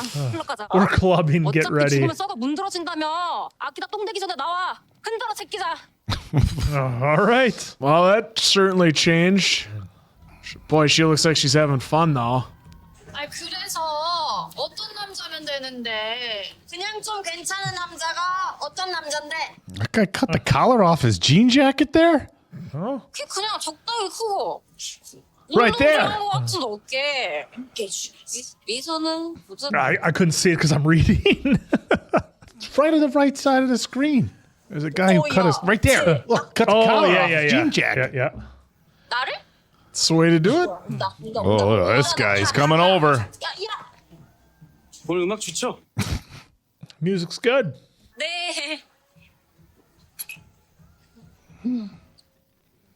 Oh, I thought he was gonna tell a joke too. I thought that showed her like being a little, uncomfortable with the situation. 계속 변호해 주셔서 감사해요. 피고인 때문이 아닙니다. 감사할 거면 신혜영 씨한테 감사하세요. Did she come right from the club? Might have. 너 술랬잖아. 또 어제 입은 거 그대로? Is that yes? 어제 소개팅은 잘 안 됐어. 모두 일어나 주십시오. Didn't work out. Did you write down those jokes to not say? No, I thought those were good. No, he's gonna put them in his book. 신혜영 씨를 증인으로 신청했네요. 피해자가 충분히 증언할 수 있도록 피고인의 퇴정을 요청합니다. 그렇습니다. 증인 신문하는 동안 퇴정해 주세요. All right, let's see how this goes. 증인은 양정일 씨가 증인을 성폭행한 죄로 처벌받기를 원합니까? 네네. 네? 양정일 씨가 감옥에 가기를 원한다고요? 아니요. Oh, this is. 사랑하니까. 증인이 양정일 씨를 사랑한다는 뜻입니까? 네네. 양모바랑 해모바는 서로 they gotta- 사랑하는 사이입니다. Question her understanding. 증인과 피고인 사이에 있었던 성관계 역시 서로가 서로를 사랑해서 이루어진 네네. 성폭행이 아니었다는 뜻입니까? 네네. 그럼 경찰 조사를 받을 때 왜 양정일 씨가 신혜영 씨를 성폭행했다고 진술했습니까? 혹시 신혜영 씨의 어머니가 그렇게 진술하라고 시켰나요? 있습니다. Yeah, that's not gonna work. 기각합니다. 변호인 질문 계속하세요. 어머니가 신혜영 씨에게 Oh.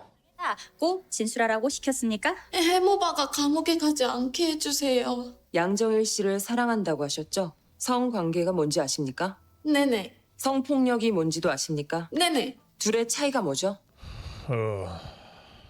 지난 3월 12일 양정일 씨와 모텔에 있다 헤어진 뒤 신혜영 씨는 곧장 집으로 돌아왔습니다. 맞습니까? 집에 도착한 신혜영 씨는 곧장 자신의 방으로 들어가 오른손으로 자신의 왼손 손등을 심하게 긁어 스스로 상처를 오우. 냈습니다. 맞습니까? 네네. 그날 신혜영 씨의 손등을 찍은 사진입니다. Ah.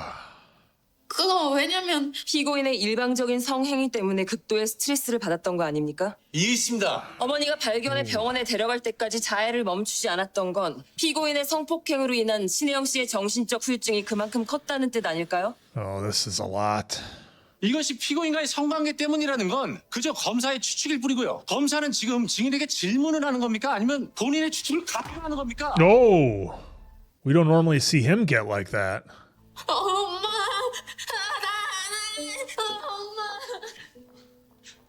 저기요, 자폐가 있다고요? 그래서 뭐 이 세상 장애인들 마음은 알 것 같아요? 나쁜 남자를 사랑할 자유? Oh. 장애인을 사랑할 권리? 지금 감히 누구 앞에서 자폐 타령, 장애 타령을 합니까? 우리의 장애랑 당신 장애랑 같아요? 제발 어줍잖게 공감대 형성하는 척하지 마요. 보기 역하니까. Oh, wow. 야 이준호, 너 만나는 사람 얼굴 좀 보자니까. 근데 너 부모님한테도 말할 수 있냐? 그런 사람이랑 사귄다고? 뭐 그런 사람이 뭐 어떤 사람인데 말을 좀 이상하게 한다 너? 좀 그런 게 있어. 뭐 좀 그런 게 뭔데? 아니 준호 오빠가 원래 착하잖아. 무슨 얘기하는지 난 뭐 하나도 모르겠어.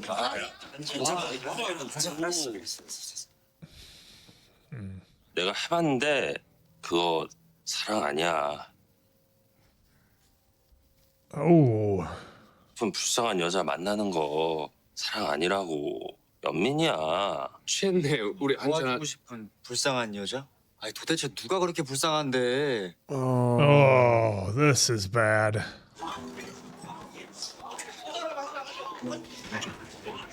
Oh. Oh, wow.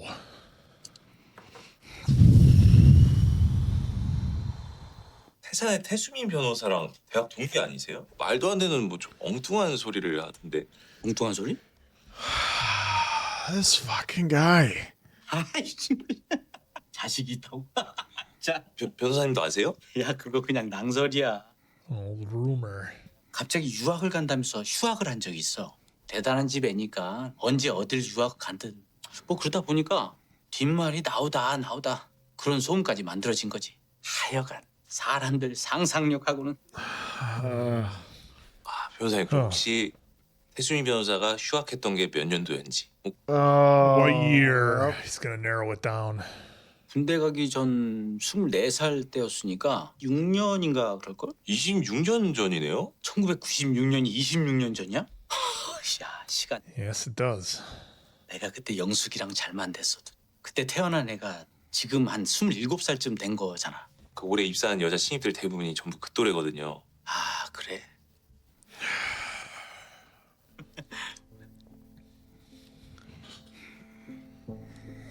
Yeah, he remembers seeing that. But now, how is he going to view it that she's had a hand in everything that Wu has done, or that she abandoned her like she did? Yeah. 공소 사실에 대해 배심원 7명 중 유죄 3명, 무죄 4명으로 무죄. Oh. 3 to 4? 피고인을 징역 2년에 처한다. Didn't they say the jury found him not? Yeah, but the judge has final say. Yeah, the judge can decide, yeah. 저 감옥 가는 거예요? 관련 기관 및 복지 시설의 각 공연간 피고인이 정신적인 장애로 인하여 성적인 자기 방어를 제대로 할 수 없는 피해자를 신체적, 정신적 충격을 받은 것으로 보이므로. 와우. 저 끝에 저기 607호예요. 저랑 권민도 변호사가 사는 곳이요. This guy. That's your roommate? That's the guy you want to live with? Ah! 잠깐 들어가실. 아니요. 저는 피곤해서 빨리 집에 가고 싶습니다. 아 예. 제가 이준호 씨를 집에 데려다 준 의미가 없지 않습니까? 동선도 비효율적이고. 데이트가 원래 다 그런 거잖아요. They're different.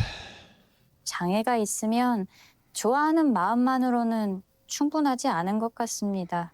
내가 사랑이라고 해도 다른 사람들이 아니라고 하면 Oh. 아닌 게 되기도 하니까요. Yeah, that had an effect on her for sure.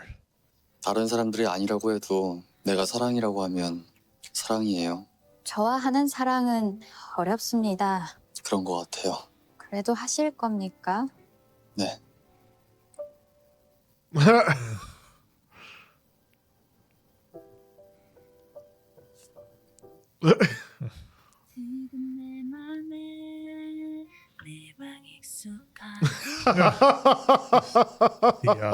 Her point of view is interesting here.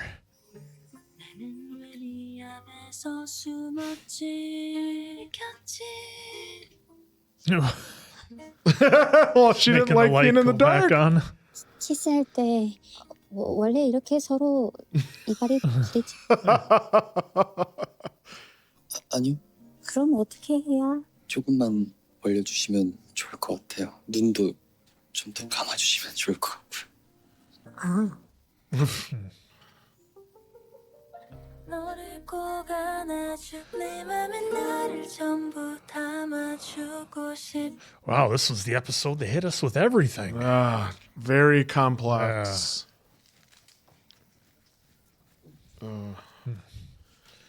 What are they doing with Dad? I haven't been back here for a minute. 들어가도 돼?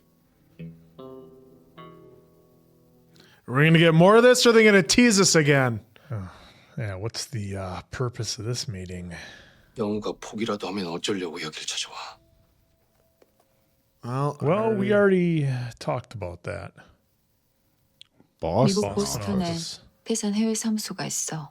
영우랑 가. What? 태산 변호사도 아닌데 어딜 가라 말아야. 한선영이랑 짰어? You planned it? 나 한번 잡아보겠다고 영우 한바다 취직시킨 거야? Oh, well. 둘이 짜긴 뭘 짜. 영우가 뛰어나니까 한바다에서 데려간 거지. Yeah, you saw that firsthand. Court. 뛰어나더라. 영우. But it could ruin my political career, so I need you guys to get out of here. Yeah. 국제 변호사로 성장할 수 있는 좋은 기회잖아.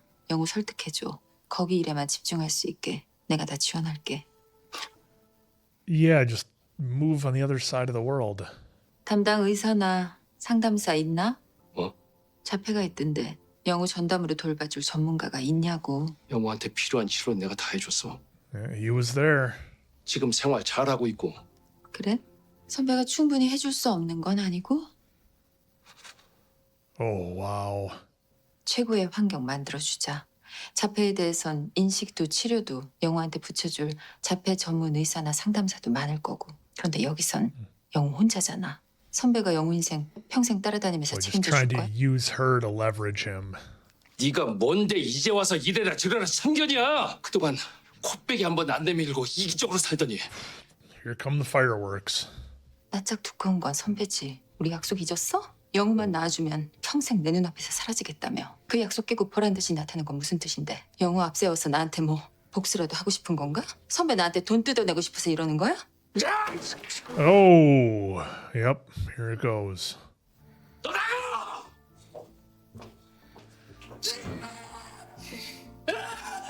Oh.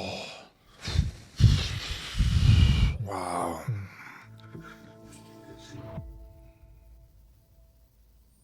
Oh, just disappear. Go live on the other side of the world.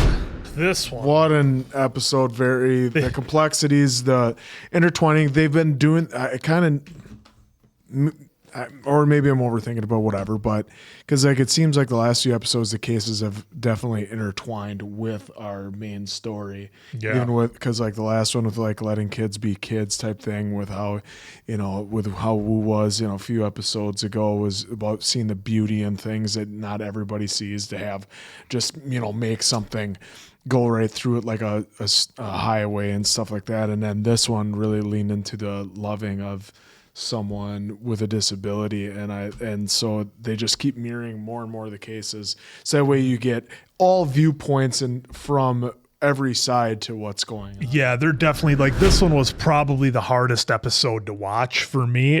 This one made me really uncomfortable, a lot of the scenes in there, and it was actually a relief for me during this episode when we went away from the court case, and we got to have the laughs at the restaurant with the hairy boss on his date, and even the stuff at the end with the parents. Like, for me, I was just like, okay, at least we're taking a break from this case, which was really difficult to watch and really made me uncomfortable on a lot of different levels.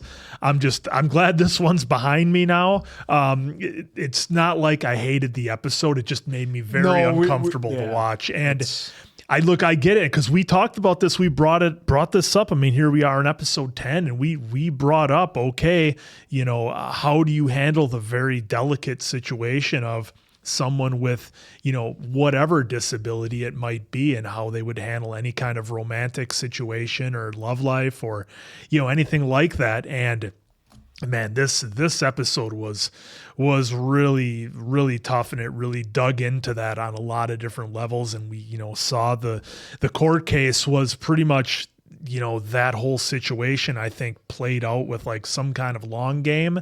And, everybody's disabilities are different. I said I was uncomfortable with how in the court case they had Wu do the deliberation and kind of the opening statements and, kind of trying to use her autism to sway the jury to be like, look, somebody with autism is perfectly capable of, having a normal life and being able to do these things. I was kind of uncomfortable with that, how they kind of used her like that. So, I mean, this whole episode, Oak, I know you touched on the dynamics here early on, with Wu and how that was going to go with any kind of love life. But yeah, this one, a fantastic episode, don't get me wrong, but very uncomfortable and kind of unnerving for me to watch.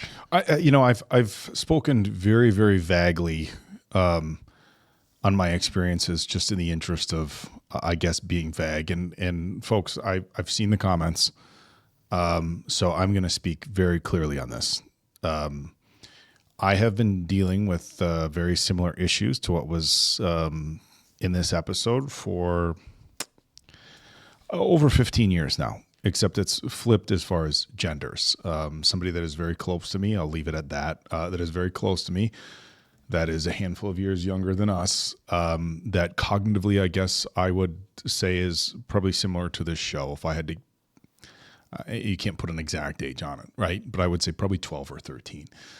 The tricky thing is that as humans grow and get older, somebody with a cognitive disability oftentimes has the same hormonal growth as somebody without. And so feelings of wanting love, feelings of, just other hormonal stuff that I don't need to, spell out for you guys is all very much there. And it becomes very difficult. This is a situation where I will say I can understand how anybody would be empathetic to this, but if you're not in it and currently dealing with it or haven't dealt with it, it is incredibly, incredibly difficult. And it's emotionally difficult having somebody who's very close to you say that they want love and they feel lonely and they see everybody else around them in relationships and they don't understand why they can't have one. And sometimes, look, cognitive disability is such a broad, it is a hugely broad spectrum. And I'm glad they pointed out that autism is drastically different from other cognitive disabilities, but they're all, even within the spectrum of autism, and there's a reason why they say it's a spectrum, because it's vast. I mean, I know people with autism that are nonverbal, people who have very little verbal communication, and people with autism or Asperger's that are they talk just as much as anybody else, but there's different things about them.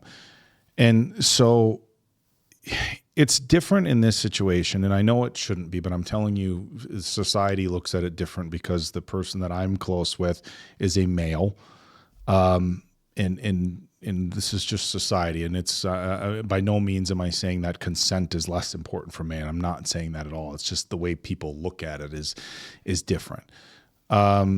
He's used dating apps. He's done online dating. He's social media dating, and it's been an incredibly difficult thing for me because there are women who are they're without any sort of cognitive disabilities that will talk to him.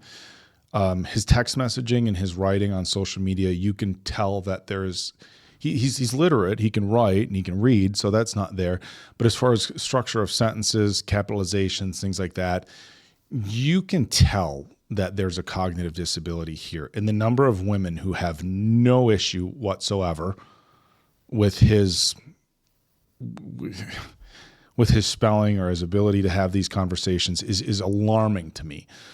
And I've done hey, who's this person you met? Are they on Facebook? Okay, I'm going to go look at their stuff. Okay, it appears that they're have no cognitive disabilities, but maybe are in a situation where they haven't had that much luck in romance. And so they are just saying to themselves, well, it's okay to date this person because they want love as well. And I can understand how that would be incredibly lonely. Look, I know a lot of people who have no cognitive issues whatsoever that have had very bad luck with dating and feel very lonely. And I'm very sympathetic to that. This is an incredibly difficult show to watch.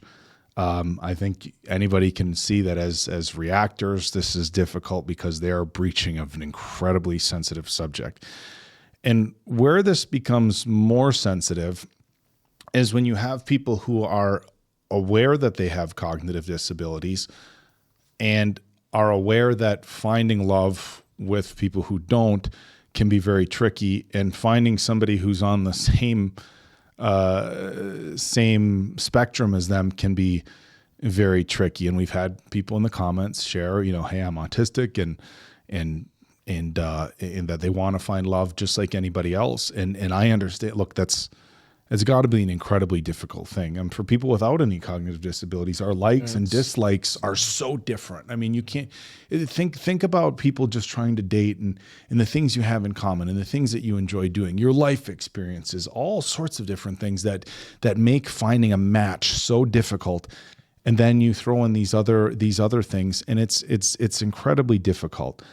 But at some point, there is a right and there is a wrong, and there's a lot of gray area between those two, of somebody who has a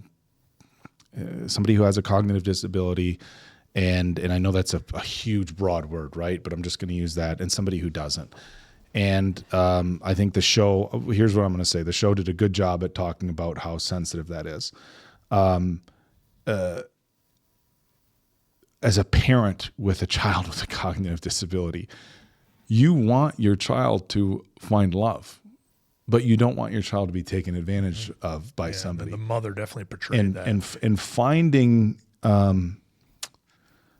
that spot where two people line up is incredibly difficult. And it's something where it's hard to put on screen. It's hard to show. Look, even I think anybody who's watched the channel for any extended period of time knows how difficult this discussion is for me. And I guess I wanted to explain it because of some of the comments that have happened saying, well, and I get people are recognizing how broad the spectrum is. Yeah. And again, cognitive disability. Yeah, because I think that's what this episode And I think showed. that's the brilliance of the show. That's what they have to show. They're not just saying it's cut and dry. Like, I mean, but but like even you're if- saying gray areas throughout this. That's what they're trying to show. And Yeah. it's like it's almost kind of trying to educate you that, like, hey, look, it's not going to be a simple, easy. It's complex. It's not on so many levels. And there were people who had, like, let's take autism and Asperger's, and I know other people use the word neurodivergent. Let's take that and let's set that aside from just using the word cognitive disability. Even in that, again, you could have somebody who's incredibly high functioning that has autism. And when I say high functioning, I mean as far as their social interactions. And that's another thing when you talk about the spectrum there's a difference between, book smarts and things like that, and in their ability to have social interactions and emotional interactions. And what we see here is that with Attorney Wu, she's obviously incredibly intelligent, and her intelligence is trying to she's trying to learn what things people do when they date and things like that. Find the cues. And it's almost like reading a book about romance. That's what I was like just gonna reading say. a book. She's thinking of it scientifically. Read like a she book even said about earlier. romance and what somebody does when they feel romance versus just letting it happen organically. And it's a very difficult thing. It's difficult to watch. And I certainly have all the empathy in the world for the people who do have, whether they're neurodivergent or whether we can just use the term cognitive disability, wanting to find love. But it's difficult to difficult to experience trying to help somebody do that and to foster that. And look, I've reached out to friends of mine who are professionals and saying, how can I, what are the right steps to take? And I know now there are specific dating websites for people who have cognitive disabilities. I'm sure there's dating websites for people who are neurodivergent, but it's like, okay, you still have to take into, I mean, one of the most difficult things that I think people forget about is just getting around, just travel. The person I'm speaking with doesn't have a driver's license. So it's like, well, you have to meet somebody within, what are you going to meet somebody who's exactly on that same plane as you are, that lives within, 5-10 miles, 5-10 miles or Yeah. reasonable Uber distances, or if they do meet somebody that's further away, is there a realistic chance of them being able to have transportation to see there? Are you going to tell somebody, hey, make your circle 180 miles, and then you have to have somebody who's willing you to drive 3 hours, and it's very, very complicated. And I know I'm going long on this, and the reason I'm going long on this particular episode is because I do see the comments, and I understand that me being as vague as I have in the previous comments, it doesn't help, I guess. And so to explain it a little bit more while still trying to maintain a level of privacy, he doesn't really watch our channel, and I don't know that this is a show that he would watch. Not that I don't want to feel like I'm talking behind his back, but again, I think it's worth having this discussion for people who are watching, just to understand where I come from, where we come from, and the difficulties that I have watching this show. And I'm also saying it because I know there's people who watching it that probably are in the same shoes as I am, that are like, man, I just feel like other people don't understand it. Because I've had this conversation with other friends of mine who know this individual, and they're like, yeah, man, that must be tough. But I'm like, you have fucking no idea. Like, I get text messages with questions about dates. Guys, there's been dates that have lined up. Some women who don't question why he doesn't have a driver's license, and they don't care. There was women who didn't care that he lived at home, in his 30s, didn't have a driver's license. They're just, and again, I feel like that's kind of sad in its own regard, because there's people who are just lonely. But he's texted me after dates. Hey, she came over to watch a movie, sat on the opposite side of the couch, and after it was done, just said, hey, this isn't going to work out. And I feel so fucking bad, because I feel like some of the women will just ignore every red flag as far as he's the nicest guy in the world, right? Just the sweetest guy. But they'll ignore the red flags as far as the spelling in the text messages, conversation, everything else, and then go over. And I'm sure these women are in uncomfortable situations. They're like, oh shit, okay, now you realize, okay, that there's a cognitive disability there. But then I have to see the disappointment. And it's not often. Like, look, maybe he'll get a date every few months or so with online dating, and when he meets somebody who's talking to him, he gets super excited about it, and then these dates happen, and then there's disappointment. And I sit here and I watch this, and it's like every time it's like, oh fuck, and I act I don't say I act, but I'm very protective. Hey, where did you meet this person? On Facebook. Oh, I'll check them out, and then it's sure enough. I mean. Well, and I think just real quick, I think that's what this episode wanted to show us with this was the difference between Wu and then the difference between the young woman that was in court. And it wanted to show us, like, as the audience, they kind of want you to root for Wu to, have this romantic opportunity that she has. But then they also want to show you on the flip side just how dangerous that can potentially be for somebody who's maybe not quite as on the same level as Wu. And I thought they showed that, and they made it very uncomfortable in doing that. They did. And it's, look, I'll stop. Look, I could talk for hours and hours and hours about this. And again, the reason that I'm sharing this isn't even as much is because, again, look, we can't read every comment on every show that we do, but we try to go in and see what people are saying in the comments. And I have seen the comments on this show from the people who are autistic or have Asperger's, and then people who are not and do not, and I just wanted to address it a little bit further, so moving forward, everybody can understand where I come from and my concerns with the show. Even here, look, I think a big issue is consent. Consent is complicated. And look, that's what happened in the courtroom. That's what they made sure they addressed. Consent is complicated when you're dealing with this. And, the rest of us, we say consent isn't complicated. Yes is yes, and no is no. And the fact is, if somebody has no cognitive disabilities, then you're right. Consent is not complicated at all. Yes and no. That's it. And that's not the case for everybody else. And they did a great job showing it here. It was a very look, I just need to fucking stop talking. Sorry. It's I think anybody who has watched this channel for any extended period of time, you can tell in the tone of my voice how close it sits to home. And again, to go into the comments and try to write out this novel in the comments to every comment it's not something that I can do. So I figured I'd put it out in sooner or later, and this episode is the perfect. This is the time to talk about it. And again, it's very difficult. I hope the writing on the show has been incredible. I hope they're very delicate moving forward with whatever happens. I think they were delicate in this episode. They showed the lean in for the kiss. He backed off when he saw there wasn't comfort, and then he let her move forward. So there was obviously consent on her part because she moved forward. She's showing that she's interested romantically, so there's consent there. But again, everything is super touchy. I'm gonna look, good episode, guys. I appreciate you letting me talk this long.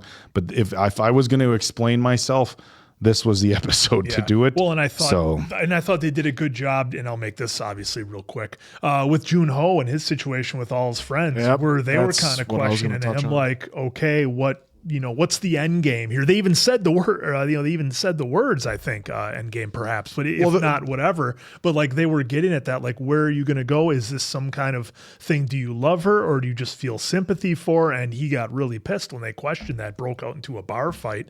But, again, more of the reality of, they said, what are people going to think? Oh, not us. But what are other people going to think? And they put that out there. But I love the fact, because we just had it at the scene where he's like, that's not love. Well, we learned early on, because remember they said when they asked the young woman when she was standing up, like, what's love? And they're like, objection. You can't, no one person can just, this is what love is. Yeah, it's like one of the hardest words to define. To me, it can be something from different to you. It's their all personal own experiences. So to like ask them what is love, and then so like him trying to tell Jun, well, that's not love. How do you know what my love is? So I like that they're exploring that too, and I thought that was a pretty pivotal scene to help with this episode, because like I said, they're like we've all stated, it's a complex gray area. It's not just cut and dry, and that's what the show has been, and I think they do a great job exploring it. Because as the audience, it's easy for us to kind of cheer on Woo and Jun-Ho's possible relationship of, all right, they might hold hands, or they're kind of flirting with each other, or they're kind of awkward. But then once you get to like, okay, are they going to get serious? Okay, then it brings up certain questions, and I think the court case did a really good job of putting that out there, being like, you need to consider this as well. Well, and then even her, when she's like, it's going to be challenging to date me, and he goes, I know, and he's like, and you're still willing, like, I'm paraphrasing obviously, and you're still willing to do that, and he took a tick, but he said, I am. So and that's where I love too, where us walking to your place and now or walking here, and then it's bad. He's like, it's not efficient. It's not efficient. He's like, well, sometimes it isn't. And so I like that sentiment to it. The last thing I'm going to share is, maybe if there is somebody else who's in my shoes right now, is the advice that I got from the professional. And that it'll keep this simple, because obviously you could talk about this for hours. The number one piece of advice they had for me was, encourage your friend to have phone conversations with these people, because the one thing that I think we take for granted now with texting, because almost all his conversation is texting and DMs on dating apps, is that when you have time to reply and time to think about your answers, sometimes you don't necessarily get to know a person as well. So you can't necessarily learn in their voice what they would say. Sometimes people can Google answers. Of course, now there's people of all cognitive abilities using ChatGPT and Claude and things like that to reply to text messages. So the number one piece of advice they had is, if somebody does find themselves dating, highly encourage them to have phone conversations with their potential partner. because that is going to give both sides a lot better idea of who the person is. You can see how they react in real time. You can sense the tone in their voices and things like that. So anybody else that's in my shoes and is dealing with somebody that's close to them that has some sort of cognitive disability or is on the spectrum and is trying to navigate dating, and you're not sure what you can do to help, encourage phone conversations. And again, that's not just coming from me, that's coming from a professional. Encouraging phone conversations will help two people learn a lot about each other before actually meeting up, because just leaving it to text messages and DMs can be sketchy. So that's the last thing I'm going to say to somebody who might be in my shoes. Make sure you use those great jokes that you learned in this episode. Use and from Mason Quinn. They were pretty good. Good Poodle stuff. noodle. So for Appleton, Oak, Mason Quinn, I'm Course Answer. We'll catch you on the next episode, pals.